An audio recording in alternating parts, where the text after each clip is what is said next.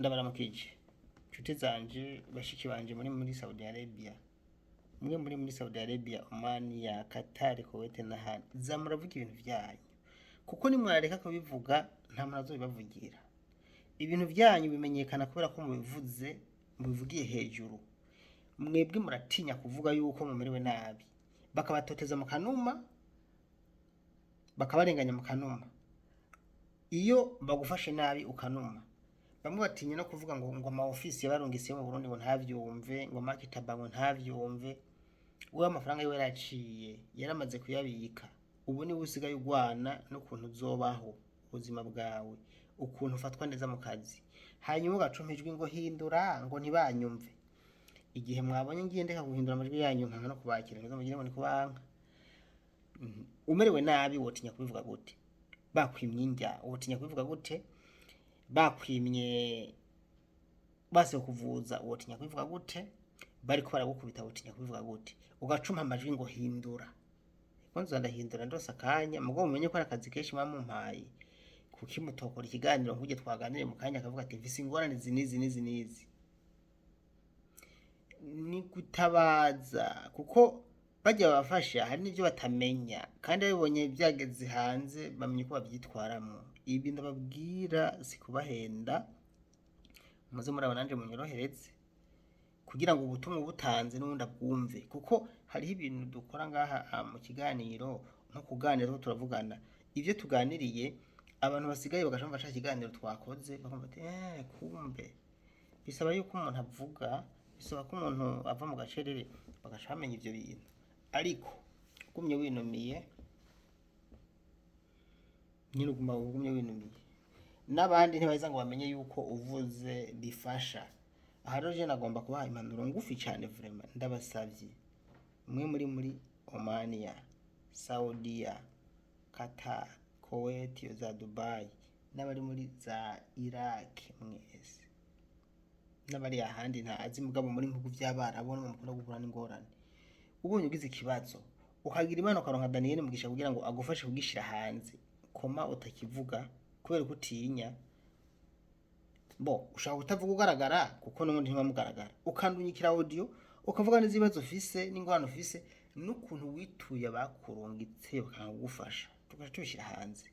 Baca biyumva ati kumbe nibyo wa muntu naramufashije namwirengagiza, wibaza ivyo yakugiriye ngo nibyo acagirira ubundi amwituye mu nyuma.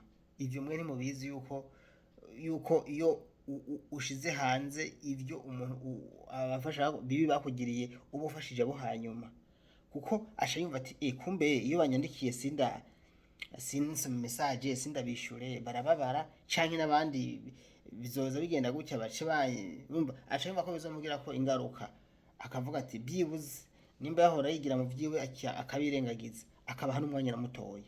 Kubera ko mutivugiye muzoguma mugira ingorane. Cyenda kunda yuko iyo bakurenganije uvuga. Hano tukigishanya ati ukigera mu bihugu by'Abarabu witwara uku. Ndasubiyemo abantu mwe, ndasubiyemo kandi umwarabu ni umuntu mubi. Ugishikayo wewe ucakora arabanza gusoma akagukora utuntu akakunza urihangana. Wigize igitenga rero n'umwavu barakuyoza bambira akakwimenya akabona uranumye ntaziguha, akakuruhuka akabona uranumye, hewe ntupfa waramuruhukanye mu nyuma. Ariko ukihagera ubwo nyene akuje kuruhuka acuryama akaza kuvyura ukanka ntagukorako, reka ntagukorako. Mugabo Samara akuvyura uvyuke, azi saa 8 ijoro ngo vyuke uteke icyayi uvyuke, azama kuvyura kuko azabona ko rirofa. Sindabatutse murambabarira, arakuvyura ukanka ati mbere yaje guhamagara uca ugona. Niyo uri kura chatting ku telefone ucujya ugwara, ibe muri silence ucujya ugwara ugacuryama ugacugona, urumva yagenda ugacuvyuka ugachatinga. Ndaza babayeho nkuko aza guchatinga n'abantu mu gihe ahejeje akazi, boss akabaza ngo arasinziriye kubera ko ku murango bamwankiye ko aganira n'abantu. Akavuga ati ngiye kuryama rero nja mwishuka kazanganira n'abantu ku audio indani ndi mwishuka. Arabayeho nkuko kandi barabayeho. Rero bisaba ko nabo muba muri Saudi Arabia n'ubwenge. Umva abo bantu si bene wanyu, si ba so wanyu, nta nicyo mupfana, ni n'abarabu mwe murabirabure kazi n'abirabure. Nkunda kuvuga abashiki bacu ko burya yo kuraba basi muri Saudiya canke Omania hari abahungu bangahe b'abarundi canke abanyarwanda ni bakeya. Ifoko rero mwebwe mugira ubumwe ubwanyu mukaza muratabaraniriza. Ikindi naco mu nkuru nyinshi nkora ariko nimero ya ambassade y'u Burundi muri Saudi Arabia ngiye no kuzoshira ari hejuru muze murayibona gose kuri ntuzenye. Ni ukuvuga yuko ije nimero iragufasha cyane. Fata message ngufi urungikira ambassadeur n'akaudio kagufi apana ndende. Akaudio kagufi karimo ubutumwa bwose n'aka message kagufi urabe yuko batagufasha.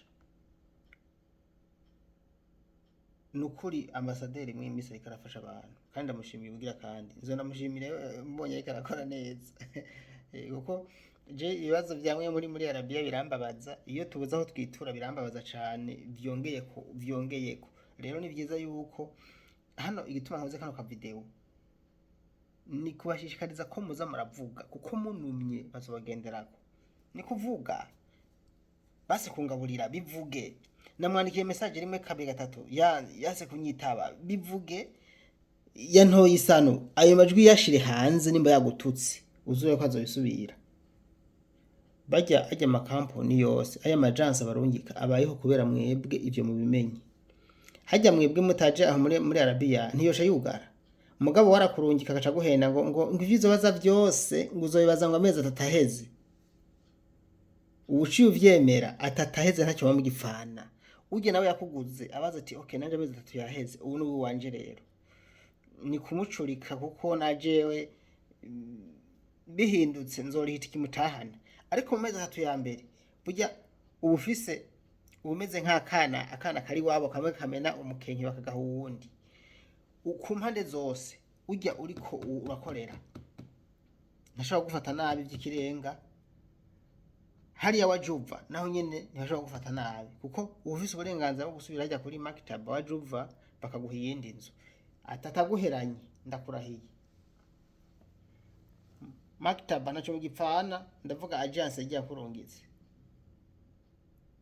aho uri uwo nawe uba wamwegukira ati nanje ubu namujana hehe nina musubiza hariya ntimansubiza amafaranga. Ariko mu mezi 3 arakujanayo bagashama amahera yiwe. Haha wumva bajya bakurungitse hajya batakwitayeho ngo baguhindurire inzu, zamuhinduza inzu mu mezi 3 ya mbere. Ubonye hameze nabi batakugaburira ariko mugo umuntu ntemera n'umuntu ambwira ngo hari akazi keshi ngo urumva ngo singomba gukora akazi keshi uzogasangayo aho si kwa sona nyoko uzogakora kandi ivyo ni kuvyumva ko uzogakora. Mugabo banza baguhe umuceri n'inkoko baguhane na chapati urumva za kisira baguhe uje uzuzinda uce uterura rudipe ntangorane. Mugabo wahazi ebaze umuntu waje no gukoresha utariye ntabwo abantu bikoko abantu utariye ntakwiteho uko ushonje ko wanyweye amazi gusa kwatagohe n'icuje tare uri agahamagara n'undi agahamagara nawe ukaguma wiruka. Umwe aguhamagaye uwa kabiri agasubira ucugwa hasi ukaryama ati ndashonje ati ndapfuye ati inzara iranyishe. Inzara ntimuze kubivuga nimuvuge ndabigisha icara bamutakizi. Niyo uzi kuvuga ngo inzara gusa aguhamagaye uwa kabiri ucugwa hasi ugaramye ati inzara iranyishe ndapfuye inzara. Nukuri kw'Imana none ubwo yo bari umuntu ameze gute kugwa hasi uvuga ngo urashonje ntaguhe ivyuye.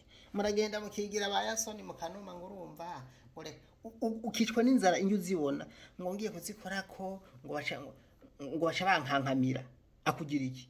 Ubu twakoranye iganiro ko namubwiye ati niyagaruka kukuvyura uranka kuvyuka.